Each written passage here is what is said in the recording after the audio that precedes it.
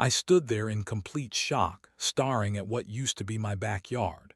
Where magnificent oak and maple trees had stood just 2 weeks ago, now only naked stumps remained. Sawdust covered the ground like snow. Wood chips were scattered everywhere. The property looked like a war zone. My hands trembled as I pulled out my phone to call the HOA office. The woman on the other end spoke in a cold, mechanical voice that still haunts me today.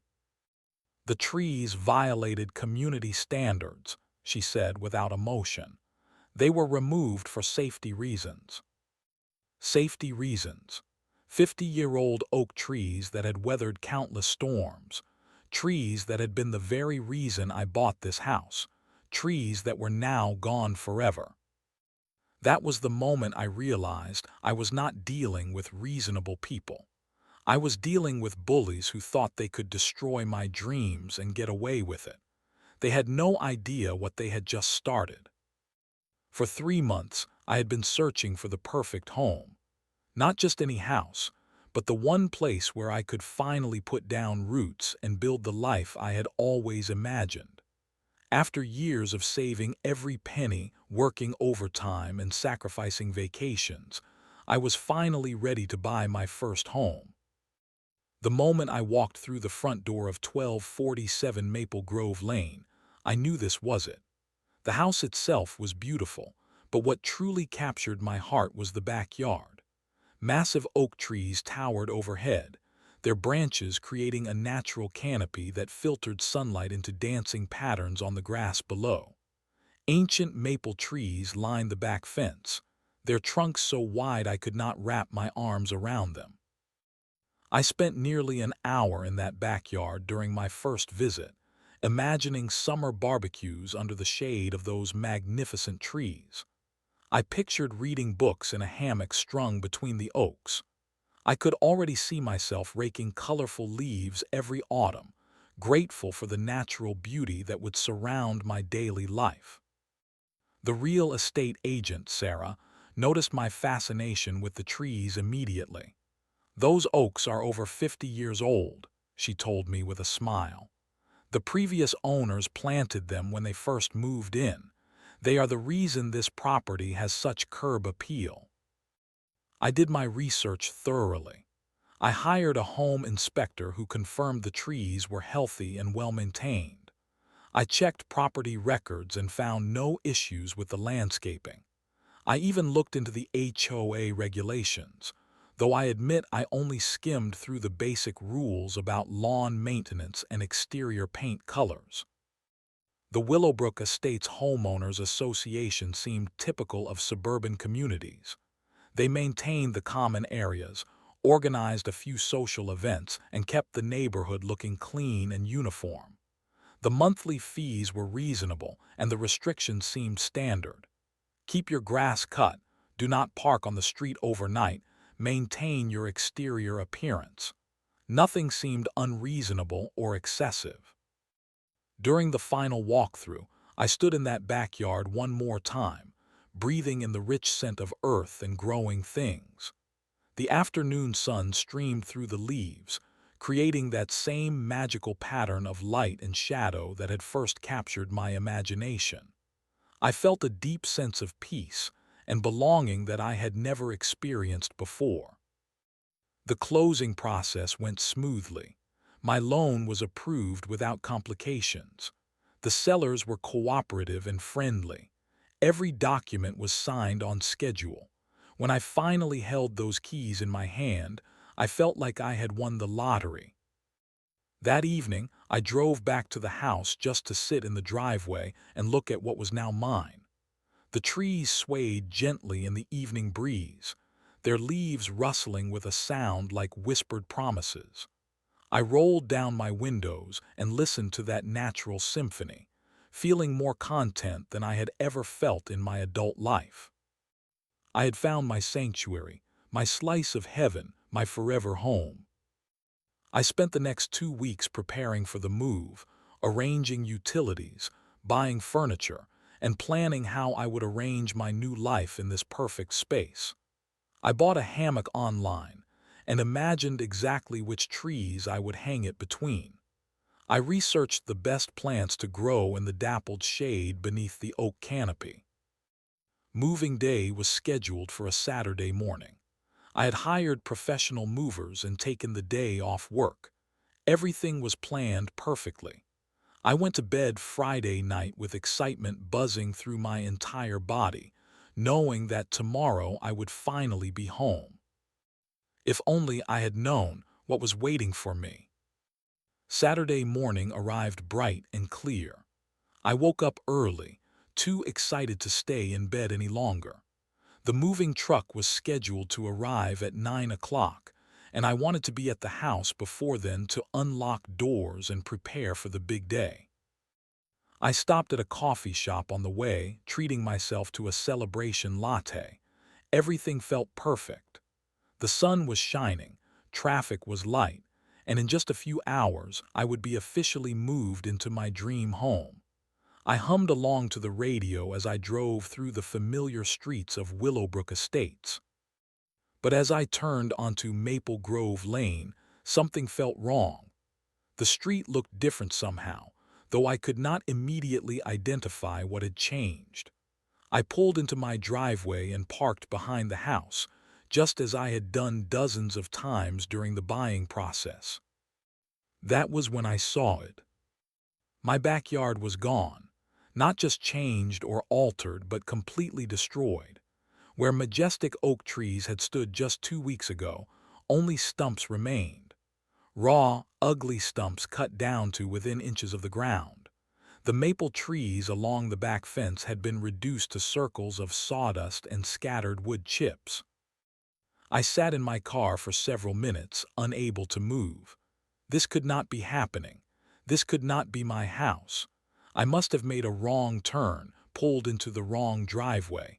But the house number was clearly visible on the mailbox. This was definitely 1247 Maple Grove Lane.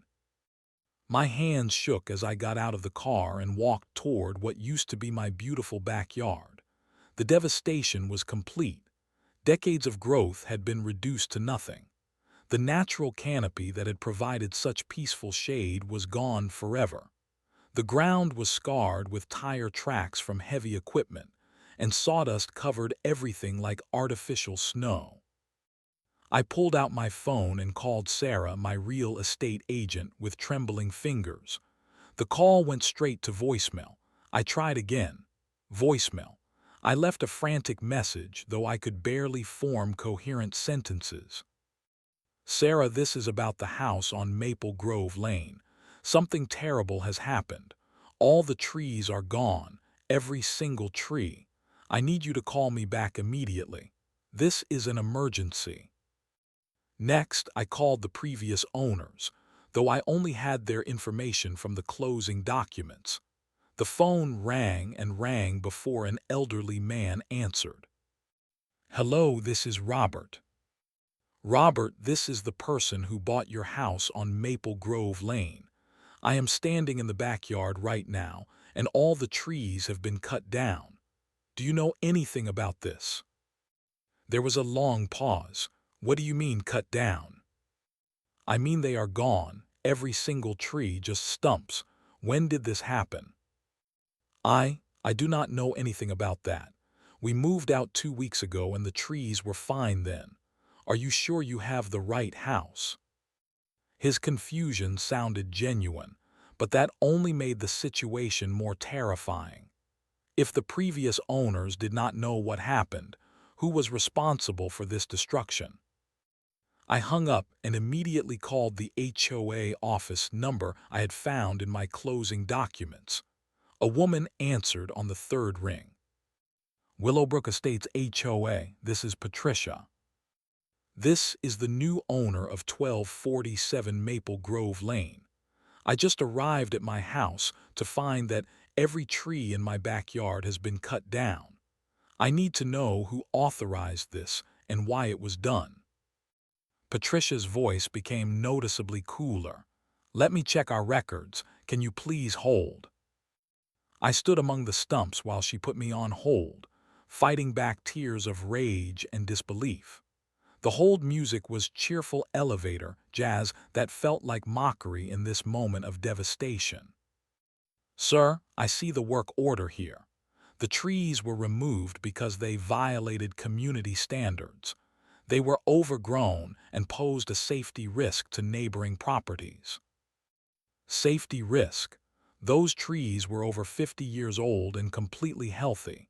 I had them inspected before I bought the house.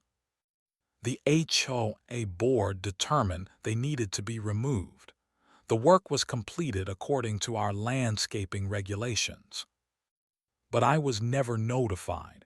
I was never given a chance to appeal or discuss this decision. The work order was issued to the previous owners.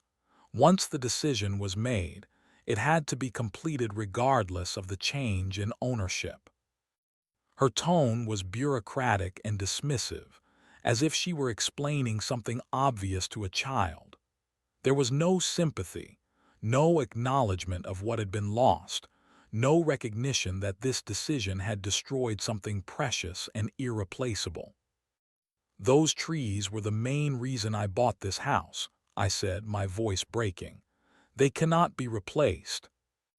The community standards apply to all residents equally. If you have concerns, you can file a written complaint with the board." She hung up before I could respond. I stood alone among the stumps, surrounded by the wreckage of my dreams, and realized that my fight was just beginning. That night I could not sleep. Every time I closed my eyes, I saw those magnificent trees as they used to be, and then I saw the stumps that remained. The moving truck had come and gone. My furniture was now arranged in a house that no longer felt like home. The backyard that had been my sanctuary was now a constant reminder of what had been stolen from me. I spent the entire weekend researching. I read every single page of the Willowbrook Estates HOA regulations, looking for any mention of tree removal policies. What I found was shocking. The HOA did have authority to maintain community standards, but their own regulations required written notice to homeowners before any major landscaping changes. They were supposed to provide 30 days for appeals or discussions. None of that had happened. I dug deeper into property law, environmental regulations, and HOA governance rules. I learned that mature trees have significant monetary value, not just as landscaping features, but as environmental assets that provide measurable benefits to property values and ecosystem health. By Monday morning, I had filled 2 notebooks with research and printed out dozens of relevant legal documents. I called an arborist who agreed to come assess the damage and provide a professional opinion on the value of what had been destroyed. The arborist, a quiet man named David Chen, spent 3 hours measuring stumps, taking soil samples, and photographing the destruction. His final assessment was devastating to the HOA and validating for me. "These trees were healthy specimens," he told me as he completed his report. "The oak trees were at least 50 years old, possibly older. Trees of this size and maturity have a replacement value of approximately $8,000 each. The maples were smaller but still mature, worth about $3,000 each." He handed me a detailed report that put the total value of the destroyed trees at over $30,000. But the report also included something even more important: evidence that the trees had posed no safety risk whatsoever. "There are no signs of disease, structural weakness, or hazardous conditions," David explained. "These trees were properly maintained and could have lived for decades longer. There was no legitimate safety reason for their removal." Armed with this information, I began reaching out to lawyers. The first 3 attorneys I called were polite but uninterested. Tree removal disputes were complicated, they said. HOA cases were difficult to win. The legal fees might exceed any potential recovery. But the fourth lawyer I called, Jennifer Martinez, had a different reaction. "This sounds like a clear case of unauthorized destruction of property," she said after I explained the situation. "If the HOA violated their own procedures and destroyed valuable trees without proper notice, you may have grounds for significant damages." Jennifer specialized in environmental law and had experience with HOA disputes. She agreed to review my research and the arborist report. 2 days later, she called me back with news that made my heart race. "I have been researching the legal precedents for your case," she said. "There are several recent court decisions that have awarded substantial damages for unauthorized tree removal. In one case in Oregon, a homeowner was awarded $45,000 when their neighbor cut down a heritage oak without permission." She explained that my case was potentially even stronger because it involved an institutional entity rather than a neighbor dispute. HOAs are held to higher standards of due process and must follow their own regulations strictly. "I would like to take this case on contingency," Jennifer said. "That means you pay nothing unless we win, and then I take a percentage of the settlement or judgment." As we continued our investigation, we discovered something that made the case even more compelling. The work order for tree removal had been personally signed by Margaret Thornton, the HOA board president. But when we looked at the timing, we found something suspicious. The work order was dated just 3 days after the house sale was finalized. Margaret Thornton lived directly across the street from my house. She had apparently been waiting for the property to change hands before ordering the tree removal, knowing that new owners would have less knowledge of the process and fewer connections in the community. This was not about safety or community standards. This was about control and power, exercised by someone who saw an opportunity to impose her will on a vulnerable new resident. Jennifer and I spent hours planning our legal strategy. We would seek damages for the full replacement value of the trees, legal fees, and punitive damages for the willful violation of proper procedures. We would also ask for injunctive relief to prevent similar unauthorized actions in the future. As I signed the retainer agreement, I felt something I had not experienced since that devastating Saturday morning: hope. I was no longer just a victim. I was someone who was going to fight back. Jennifer and I began building our case methodically. She instructed me to document everything, photograph the destruction from every angle, and keep detailed records of all communications with the HOA. I created a timeline of events, collected all the paperwork from the house purchase, and organized every piece of evidence we might need in court. The first breakthrough came when Jennifer suggested I reach out to other homeowners in Willowbrook Estates. She suspected that my case might not be an isolated incident, and she was right. I started by talking to my immediate neighbors. Tom and Linda, the couple next door, were sympathetic but afraid to get involved. They had heard about other disputes with the HOA and did not want to become targets themselves. But they did share something important. They had witnessed the tree removal and could testify about the healthy condition of the trees before they were cut down. My next-door neighbor on the other side, an elderly woman named Rose, was more forthcoming. She had lived in Willowbrook Estates for 15 years and had watched Margaret Thornton gradually accumulate power on the HOA board. "She has been pushing people around for years," Rose told me over coffee in her kitchen. "She got my neighbor fined for having the wrong color mailbox.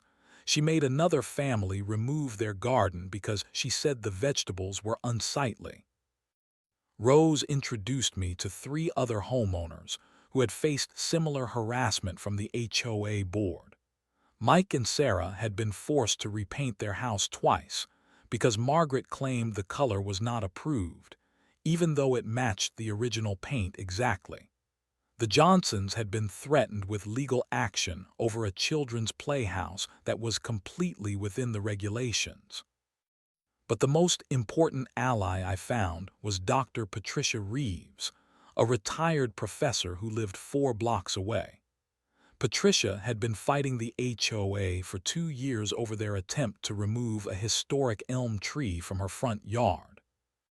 They claimed it was diseased, Patricia explained, but I had it assessed by 3 different arborists who all confirmed it was healthy. I managed to stop them with a temporary restraining order, but the legal battle has been exhausting. Patricia had extensive documentation of the HOA's pattern of overreach and abuse of power. She had recordings of board meetings where Margaret Thornton made decisions without proper votes. She had correspondence showing that the HOA had violated their own procedures multiple times. Most importantly, Patricia had discovered financial irregularities in the HOA's budget. The tree removal contractor was owned by Margaret Thornton's brother-in-law, and the HOA had paid him inflated rates for several projects over the past 3 years. Jennifer was fascinated by this information. This suggests a pattern of corrupt behavior that goes well beyond your tree removal case, she told me. We may be looking at breach of fiduciary duty and possibly fraud. As word spread that I was challenging the HOA, more neighbors began reaching out. Some offered moral support, others shared their own horror stories, and a few brave souls agreed to provide testimony or documentation for our case. The HOA's response was swift and predictable. I received a certified letter from their attorney threatening me with legal action if I continued to harass board members and spread false allegations. The letter accused me of violating community standards by creating a hostile environment and warned that I could face fines or even forced sale of my property. Jennifer laughed when she read the letter. "This is exactly what we want them to do," she said.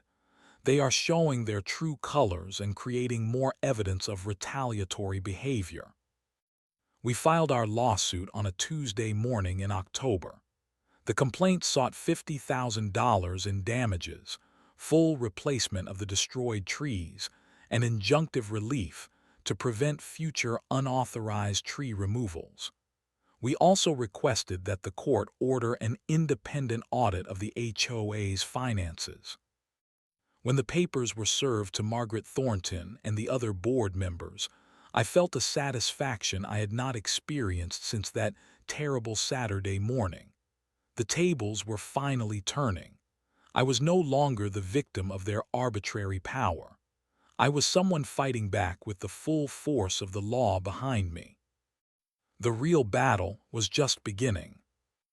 The HOA's response to our lawsuit was immediate and aggressive. They hired a high-powered law firm from the city and began filing motions to dismiss our case. Their strategy was clear: drag out the proceedings, exhaust our resources, and hope we would give up before reaching trial. But Jennifer had anticipated this approach. She began generating public pressure to complement our legal strategy.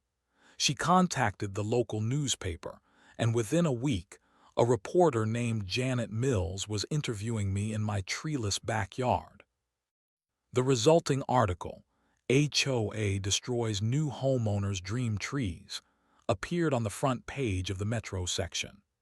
The story included before and after photos that starkly illustrated the destruction, and it quoted the arborist's assessment of the tree's value and health. The public response was immediate and overwhelming. The newspaper received dozens of letters to the editor supporting my case. The HOA's phone lines were flooded with complaints from angry residents and concerned citizens. Local gardening clubs and environmental organizations began contacting me to offer support. Most importantly, The media attention attracted other victims of HOA abuse from across the region. I began receiving calls from homeowners who had faced similar treatment from power-hungry board members. Their stories were heartbreaking and infuriating, but they also provided valuable evidence of a broader pattern of institutional abuse. The pressure intensified when a local television station picked up the story. The evening news segment showed drone footage of my barren backyard contrasted with the lush, tree-lined properties around it. The visual impact was devastating for the HOA's public image. During this period, we were also navigating the complex legal discovery process. Jennifer requested all HOA meeting minutes, financial records, and correspondence related to my property. The HOA's lawyers fought every request, claiming attorney-client privilege and arguing that internal documents were confidential. But the judge was not impressed with their stonewalling tactics. He ordered the HOA to produce the requested documents and warned their attorneys that further delays would result in sanctions. When the documents finally arrived, they contained explosive evidence. The meeting minutes showed that Margaret Thornton had personally lobbied for the tree removal without following proper procedures. There was no formal vote by the board, no environmental assessment, and no attempt to contact me or the previous owners before the work was ordered.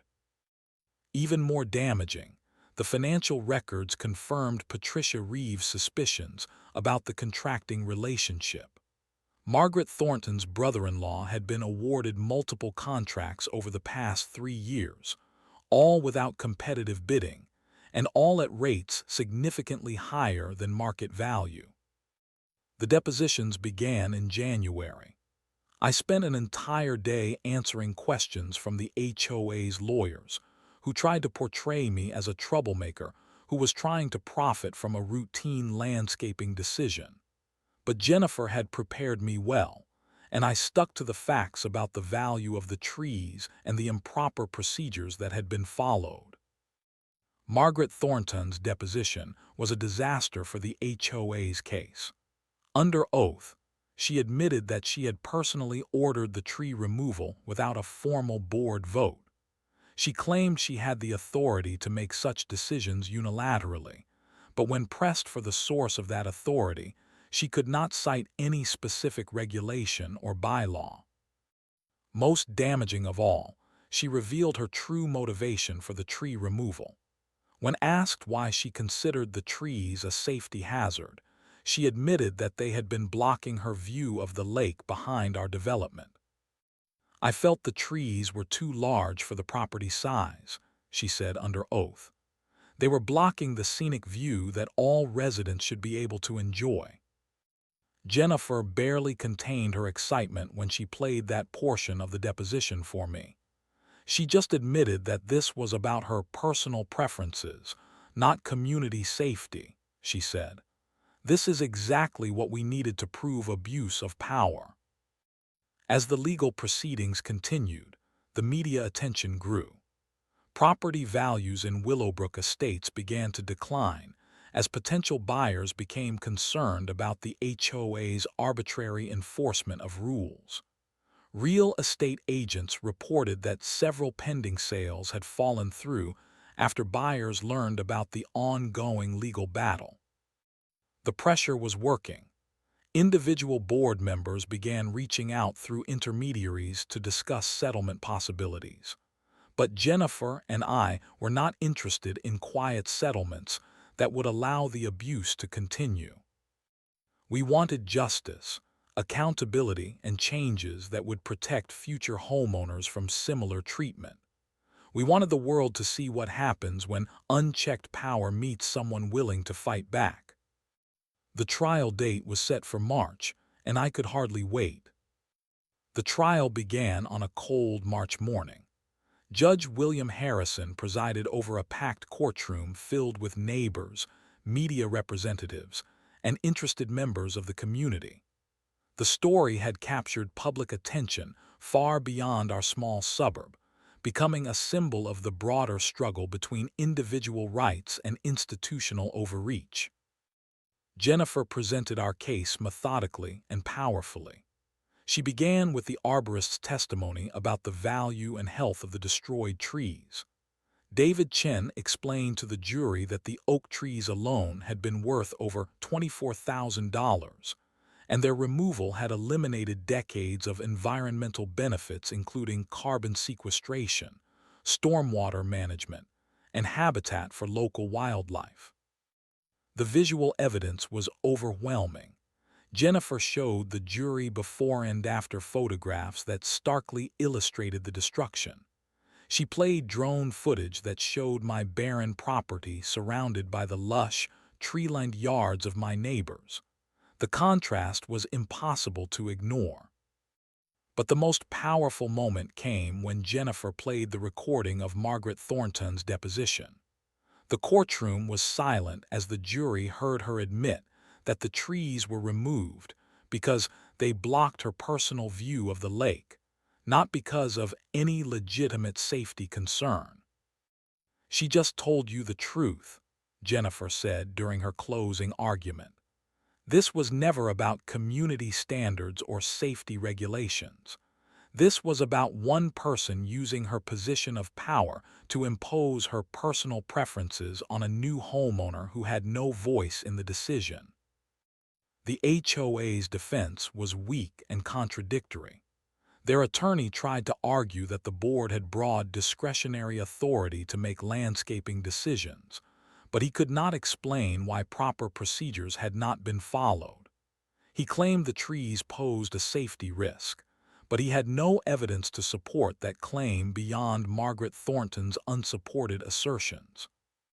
The testimony from other homeowners was devastating to the HOA's credibility.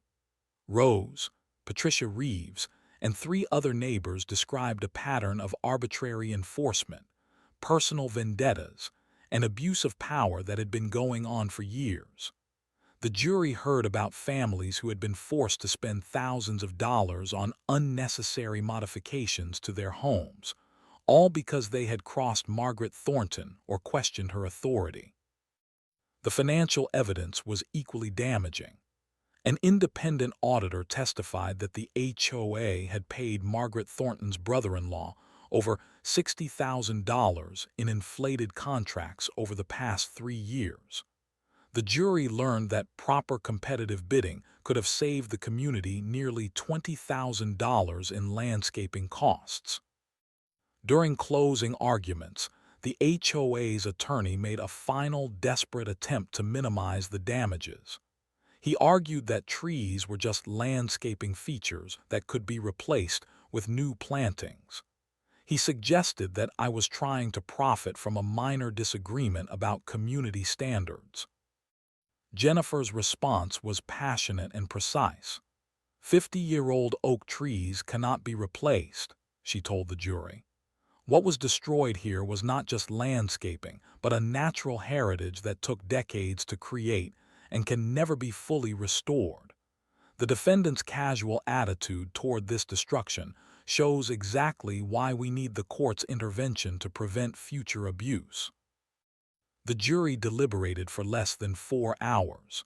When they returned, their verdict was comprehensive and satisfying.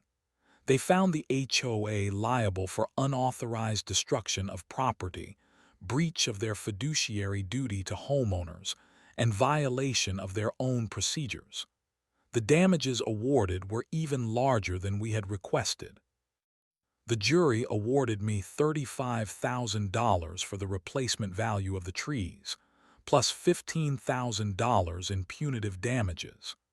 They also ordered the HOA to pay all of my legal fees, which had reached nearly $18,000 by the time of trial. But the monetary judgment was only part of our victory. Judge Harrison issued a comprehensive injunction that required the HOA to implement new procedures for any future landscaping decisions.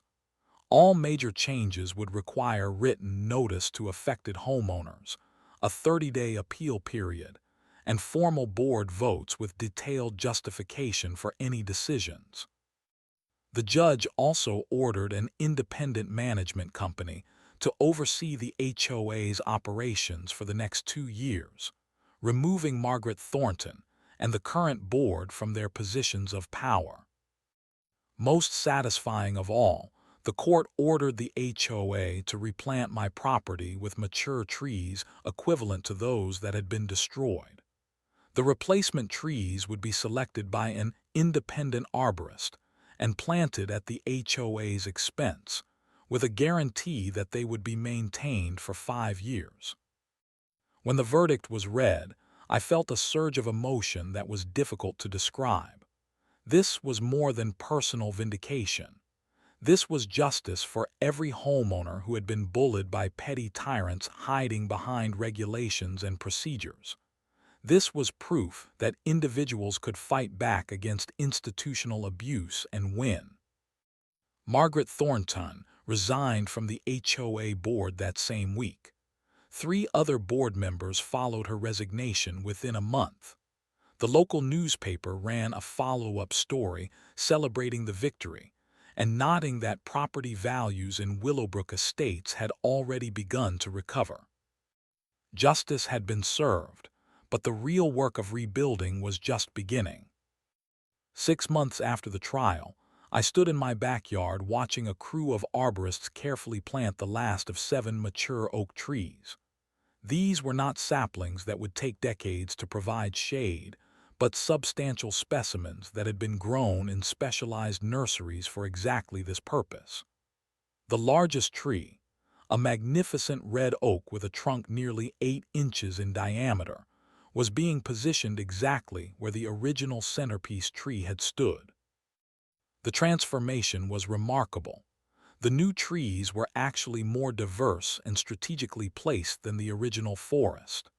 The court-appointed arborist had designed a landscape that would provide better shade coverage, more seasonal interest, and enhanced property value. In many ways, my backyard was becoming more beautiful than it had been before the destruction. But the changes went far beyond my property lines. The new HOA management company had implemented transparent procedures for all decisions affecting homeowners. Board meetings were now recorded and broadcast online.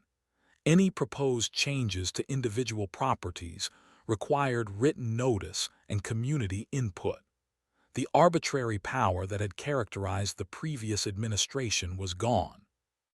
Margaret Thornton had moved out of Willowbrook Estates entirely, selling her house at a significant loss due to the negative publicity. The other former board members had gradually faded from community leadership roles, replaced by neighbors who were committed to collaborative rather than authoritarian governance. The legal victory had inspired homeowners throughout the region. I received calls and emails from people facing similar HOA disputes, and I was able to connect many of them with attorneys who specialized in these cases. 3 other major lawsuits had been filed against abusive HOAs in our county, all citing our case as precedent. More importantly, the story had sparked legislative interest in HOA reform. State representatives had introduced bills requiring stricter oversight of HOA boards and stronger protections for individual homeowners. The days of unchecked power and arbitrary decision-making were ending. On a personal level, the experience had changed me in ways I was still discovering. I had learned that standing up to bullies, even powerful institutional bullies, was not only possible but essential.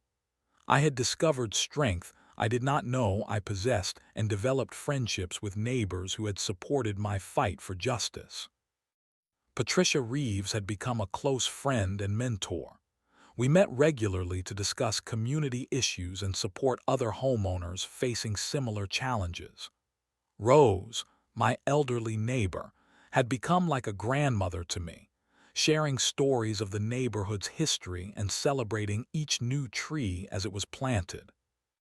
The financial settlement had more than compensated for my legal expenses and the emotional trauma of the experience. But more valuable than the money was the knowledge that I had stood up for what was right and won. I had proven that individual courage could overcome institutional abuse. As I watched the sun filter through the leaves of my new trees, I reflected on how this nightmare had ultimately led to positive change that extended far beyond my own property. Sometimes the most difficult experiences teach us the most important lessons about ourselves and our capacity to fight for justice. The trees were growing, the community was healing, and I was finally truly home.